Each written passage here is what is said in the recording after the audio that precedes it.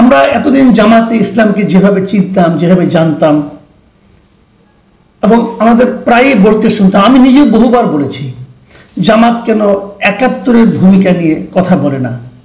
জামাত কেন আমাদেরকে বলে না যে ৭১-এর যে ভূমিকা ছিল তার দলের, এই দলের, যদিও সেই সময় যারা ছিল নেতৃবৃন্দ অথবা কর্মীও যারা ছিল, তাদের কেউই এখন আর ওইভাবে দলের নেতৃত্বে নাই। তারপরে আমরা বলি যে সেই নেতৃত্ব যে ভূমিকা রেখেছিল, সেই ভূমিকার ব্যাপারে জামাতের মূল্যায়নটা কি? জামাত কি সেই ভূমিকাটাকে সমর্থন করে? হ্যাঁ, ঠিক আছে, সেটা হয়তো জামাতে ইসলামের তৎকালীন নেতৃবৃন্দের, তৎকালীন নেতৃত্বের একটা রাজনৈতিক সিদ্ধান্ত ছিল, এটা নিয়ে আমার কোনো আপত্তি নাই। কিন্তু সেই সিদ্ধান্তটা সঠিক ছিল কি ভুল ছিল, এই কথাটা কেন জামাতে ইসলামের বর্তমান নেতৃত্ব বলেন না? এটা কিন্তু আমারও দাবি ছিল। আমি একবার একটা কন্টেন্ট করেছিলাম যে ওনারা সব কিছু জানেন, ওনাদের এখানে লেখাপড়া জানা শিক্ষিত প্রচুর লোক আছেন, কিন্তু এই কথা বললেই অনেকে বলেন ওই সময় আমরা ছোট ছিলাম। হ্যাঁ, ছোট ছিলেন, কিন্তু বড় হয়ে তো পড়েছেন, আপনাদের ইতিহাস দেখেছেন, এখন আপনারা সেই ইতিহাসের ভিত্তিতে মূল্যায়নটা করুন। এই ধরনের কিন্তু কথা আমি বলেছি, আরও অনেকেই বলেছেন। জামাত এই সমস্ত ব্যাপারে নীরব থেকেছে। কিন্তু আমার কেন যেন মনে হয় এই নির্বাচনের আগে জামাত হয়তো এই বিষয়ে একটু সরব হবে, এবং আমার এটাও ধারণা যে জামায়াত হয়তো ৭১-এর জন্য তাদের ভুল হয়েছিল এই মর্মে তাদের কেন্দ্রীয় পর্যায় থেকে একটা বিবৃতি তারা দেবে, আমার ধারণা। কারণ তাদের কর্মকাণ্ড, বিভিন্ন ঘটনা প্রবাহ সেই দিকেই তাদের মনোভাবের ব্যাপারটা ইঙ্গিত করে। আমি একটা এক্সাম্পল দিয়ে বলি আপনাদেরকে। ঢাকা বিশ্ববিদ্যালয়ে জামাতে ইসলামের যে ছাত্র সংগঠন যেটা আছে, ইসলামী ছাত্র শিবির, তাদের ভূমিধস বিজয় হয়েছে, এটা আপনারা সবাই দেখেছেন। আমরা একদিন বলতাম জামাতে ইসলাম ইসলাম ভিত্তিক রাজনীতি করেন। হ্যাঁ, ইসলাম তাদের ভিত্তি, অবশ্যই কোনো সন্দেহ নেই, কিন্তু তারা যে সকলকে নিয়ে অন্য ধর্মের লোকদেরকেও বাদ দিয়ে রাজনীতি করে না, তার প্রমাণ কিন্তু প্রথমবারের মতো আমরা ঢাকা বিশ্ববিদ্যালয়ের ডাকসু নির্বাচনে তাদের যে প্রার্থী তালিকা সেখানে দেখলাম। সেখানে কিন্তু ইসলামী ছাত্র শিবিরের বাইরেও প্রার্থী ছিলেন। ইনকিলাব মঞ্চের একজন প্রার্থী ছিলেন, যিনি মুক্তিযুদ্ধ বিষয়ক সম্পাদক পোস্টে যিনি ইলেকশন করেছেন, তার নাম ফাতেমা তাসনিম জুমা। তিনি কিন্তু ইসলামী ছাত্র শিবির করেন না। পরে আমি কোথায় একটা দেখলাম, উনি একটা সাক্ষাৎকারে বলেছেন বটে যে যদি উনি পরবর্তী জীবনে কখনো রাজনীতিতে যুক্ত হন, তাহলে হয়তো তিনি বিএনপি রাজনীতির ব্যাপারে আগ্রহী হবেন। মানে জামাতে কথা কিন্তু বলেননি। আবার এখানে একজন অমুসলিম প্রার্থীও ছিলেন, তিনি হলেন সর্বমিত্র চাকমা। উনি সদস্যবৃন্দ পদে দাঁড়িয়েছেন এবং সেখানে উনি পাশ করেছেন। এই সর্বমিত্র চাকমারও একটা ইন্টারভিউ আমি দেখলাম, সেখানে উনি বলেছেন উনি কেন জামাতের প্যানেলে এসেছেন। উনি বলেছেন যে এই প্যানেল তো সবাই আছে, এখানে এটা তো ঐক্যবদ্ধ প্যানেল, এখানে ভিন্ন ধর্মের লোকও থাকতে পারে, তারা তো আমাদেরকে জায়গা দিয়েছে। এবং উনি বলেছেন যে আমি তো এর আগে বিএনপি দেখেছি, আওয়ামী লীগ দেখেছি, তো আমার পছন্দ হয় না ওদের রাজনীতি, ওনাদের রাজনীতি আমার পছন্দ হয়েছে, এখানে আসছি। তার মানেটা কি? তার মানে ইসলামী ছাত্র শিবিরের উপর ভিন্ন ধর্মের অথবা অন্য দলের অনেকেও কিন্তু আস্থা রাখছে তাদের যে ওয়েলফেয়ার পলিটিক্স এখন যারা করছে এই বিষয়ের উপর। মাথায় রাখুন ভাই, রাজনীতি কিন্তু চেঞ্জ হয়ে গেছে। আগে যে রাজনীতি আমরা দেখেছি, প্রতিদিনই দুনিয়া পাল্টাচ্ছে, রাজনীতিও পাল্টাচ্ছে, মানুষের চিন্তা পাল্টাচ্ছে, মানুষের চাহিদা পাল্টাচ্ছে। ভাবুন, কখনো ভেবেছেন জীবনে যে মেয়েদের হলে ইসলামী ছাত্র শিবির এত ভোট পেতে পারে? কেন তারা পেয়েছেন? মেয়েরা ইসলামী ছাত্র শিবিরকে নিরাপদ একটা দল মনে করেছে, এই জন্যই তো। সেই নিরাপত্তা তারা কেন মনে করলো? তারা কি সব মূর্খ? তা তো হতে পারে না।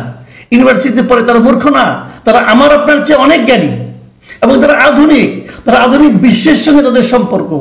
তারাও মনে করেছে এরা আমাদেরকে নিরাপত্তা দেবে। এই মনে করাটা আসলো কোত্থেকে? তাদের আচরণ থেকে আসছে। সে আচরণটা আসলো কোত্থেকে? বিষয়গুলো কিন্তু একটার সঙ্গে একটা সম্পর্কিত। দেখুন, নির্বাচনে বিজয়ের পর এই শিবিরের যারা নির্বাচিত হয়েছেন পুরো কমিটি, তারা কিন্তু রায়ের পরের দিনই তারা রায়ের বাজার বৌদ্ধভূমিতে গিয়েছেন।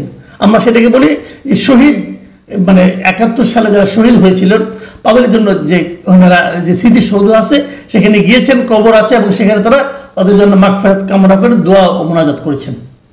এদেরকে কে মেরেছিল? 14ই ডিসেম্বর 1971 এদেরকে কে মেরেছিল? বলা হয়ে থাকে যে এদেরকে মেরেছিল রাজাকার, আল বদর, আল শামস, এদেরকে কিন্তু সরাসরি পাক বাহিনী মেরেছে কথা বলা হয় না, কারণ এদের সবাইকে ওই সময় যার যার বাড়ি থেকে তুলে নিয়ে গেছিল কিন্তু এরা।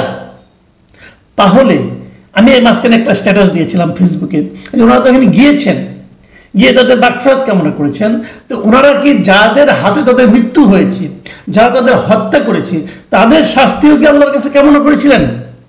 এই প্রশ্নে নানা ধরনের, আমি প্রশ্নটা করেছিলাম যে নানা ধরনের মন্তব্য এসেছে, কিন্তু আমার ধারণা হত্যাকারী সে হত্যাকারী, যে দলের হোক না কেন, হত্যাকারীর জন্য তারা শাস্তি চাইবে না, আমি এটা এখন মনে করি না। কেন মনে করি না সেটাও বলছি। এই যে তারা গিয়েছেন ওখানে, এটা কিন্তু এই ইসলামী ছাত্র শিবির নিজেরা সিদ্ধান্ত নিয়ে যাননি। ওনারা তাদের মূল যে দল আছে সেই দলের সঙ্গে আলাপ করে গিয়েছেন। কিন্তু আপনারা দেখবেন যে এই ব্যাপারে জামায়াতে ইসলামীর যিনি আপনার নায়েবে আমির সৈয়দ আবদুল্লাহ মোহাম্মদ তাহের, উনি প্রথম আলোকে একটা ইন্টারভিউতে বলেছেন যে আমরা এটা সিদ্ধান্ত নিয়ে করেছি, মানে জামাতে ইসলামী সিদ্ধান্ত দিয়েছে তোমরা ওখানে যাও। যে এবং তাহের সাহেব আরো কি বলেছেন, উনি বলেছেন স্বাধীনতা যুদ্ধে এবং পরবর্তী পর্যায়ে বাংলাদেশ গঠন ও বিনির্মাণে যাদের ভূমিকা আছে আমরা তাদের সম্মান জানাই, তাদের অবদান আমরা স্বীকার করি, আমরা তাদের প্রতি কৃতজ্ঞ। সেজন্য ডাকসুর বিজয়ী ঐক্যবদ্ধ শিক্ষার্থী জোটের নেতারা জুলাই শহীদ সহ ৭১-এর শহীদদের কবর জিয়ারত করে দোয়া ও মোনাজাত করেছে। তার মানে দলীয় সিদ্ধান্ত, মানে জামায়াতে ইসলামের সিদ্ধান্ত। ভালো, আপনি বলবেন যে এটা হতেই পারে না, এটা হতে পারে না, আগে হয়নি কখনো। ১৯৭১-এর পরে এ পর্যন্ত জামায়াতে ইসলাম অথবা ইসলামী ছাত্র শিবিরের কেউ, কোনো পর্যায়ের কেউ এই রায়ের বাজার বদ্ধভূমিতে ৭১-এর শহীদদের জন্য দোয়া অথবা মাগফিরাত কামনা করতে যায়নি। This is first time. পরিবর্তনটা হচ্ছে, কিন্তু আমি মনে করি এগুলো পরিবর্তনের ইঙ্গিত। হলে কি হবে সেটা নিয়ে একটু বলে আমি শেষ করে দিচ্ছি। দেখুন, আমরা বলেছি যে ডাকসু নির্বাচনে ছাত্রলীগের ভোটগুলো কিন্তু জামাত ইসলাম পেয়েছে। তখন একটা সরল অনেকে অঙ্ক করার চেষ্টা করেছেন, তাহলে কি জাতীয় নির্বাচনেও আওয়ামী লীগের ভোটগুলি জামাত ইসলাম পাবে যদি আওয়ামী লীগের কোনো প্রার্থী না থাকে, যদি ব্যালট পেপারে নৌকা না থাকে, তারা কি পাবে? কিন্তু এক্ষেত্রে বড় একটা ঝামেলা ছিল। সেই ঝামেলাটা হলো যে আওয়ামী লীগ যদি নির্বাচন করতে না পারে, কি হতে পারে? সম্ভাব্য অনেকগুলি ঘটনা ঘটতে পারে। একটা ঘটনা ঘটতে পারে আওয়ামী লীগের কেউ ভোট দিতেই যাবে না, হতে পারে। আরেকটা হতে পারে আওয়ামী লীগ তাদের কাছে যাবে যাদের কাছে নিরাপত্তা পায়। এই নিরাপত্তাটা কিন্তু গত কয়েক মাসে দেখা গেছে তারা বিএনপির কাছ থেকে পায়নি, অনেক ক্ষেত্রে জামাতের কাছ থেকে পেয়েছে। আর জাতীয় পার্টি তাদের তো নিরাপত্তা দেওয়ার ক্ষমতাই নেই, তারাই তো নিজেদের দলের উপর আছে। কিন্তু জামাতের মার্কায়, মানে দাঁড়িপাল্লা মার্কায় ভোট দেওয়ার ক্ষেত্রে আওয়ামীপন্থীদের, আওয়ামী ভোটারদের সবচেয়ে বড় বাধাটা ছিল মুক্তিযুদ্ধ। তারা মনে করে, আওয়ামী লীগ মনে করে মুক্তিযুদ্ধটা, তারা হলো মুক্তিযুদ্ধের নেতৃত্ব দানকারী দল। তারা কি করে এমন একটা দলকে ভোট দেবে যে দলটা নাকি মুক্তিযুদ্ধের বিরোধিতা করেছে? এটা তো হতে পারে না। এখন প্রশ্ন হচ্ছে, যদি জামাত এখন বলে যে মুক্তিযুদ্ধে আমাদের দলের ওই সময় নেতৃত্ব যে সিদ্ধান্তগুলি নিয়েছে, যে ভূমিকা রেখেছে, তার জন্য আমরা লজ্জিত, আমরা জাতির কাছে ক্ষমা চাই, তাহলে কিন্তু ওই আওয়ামী লীগার যারা নাকি দাঁড়িপাল্লা মার্কায় ভোট দিতে যাদের মধ্যে আপনার সমস্যা তৈরি হতো, মুক্তিযুদ্ধের ইস্যুটা সামনে চলে আসতো, সেটা কিন্তু অনেকটাই কমে যাবে। বলা যায় না, জামাত হয়তো এই সুযোগটাও নিতে চাইতে পারে, আমি জানি না, এই সবই আমার হাইপোথেসিস। আমি বলছি সম্ভাবনাগুলির কথা। সামনে রাজনীতিতে কি হতে পারে সেগুলো আমি আলোচনা করার চেষ্টা করছি। আমি অবাক হব না যদি আমরা খুব শিগগিরই দেখি এই জামাতে ইসলাম মুক্তিযুদ্ধের প্রশ্নে একটা সিদ্ধান্তে আসছে, এবং আমার ধারণা ওনারা আসবেন। যদি সেরকম আসে, আমি মনে করব এটা তাদের রাজনৈতিক যে দূরদর্শিতা তারই প্রকাশ ঘটবে। এবং এখন পর্যন্ত যে সমস্ত নমুনা আমরা দেখছি, আমার কেন যেন মনে হচ্ছে জামাতে ইসলাম আলটিমেটলি হয়তো সেদিকে যাচ্ছে। যদি যায়, তাদের প্রতি আমার শুভকামনা থাকবে। প্রিয় দর্শক, এখন এই পর্যন্তই। আল্লাহ হাফিজ।